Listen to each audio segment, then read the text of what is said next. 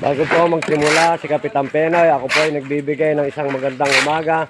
Maraming salamat po sa pamilyang nagpapagawa ng bahay na ito. Kaya maraming salamat po sa pamilya Natalio, pamilya Andres, pamilya Lumibaw. Sila po ang mga nag-aya sa amin para kami po ay makapaghanap buhay dito sa kanilang barangay, Barangay Cruz. Kaya andito po ang akin mga kabarangay, Oka Street, na taga Barangay Santor. Ayan po sila. Andito po kami. Ngayon kami po ay maghahanap buhay. Mag-uumpisa na po ang aming gawain o sinasabing construction. Kami po ay nagko-construction boy.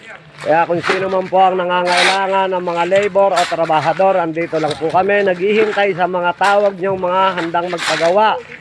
Sa amin, pinangungunahan po ni Kuya Inji Andres. Po ang aming foreman kung tawagin sa construction. Ganun po ang tawag sa construction boy. May foreman, may leadman, may skill, may laborer. Kami po yun ang laborer. Kaya salamat po sa mga mababait. Pamilya Natalio, salamat po.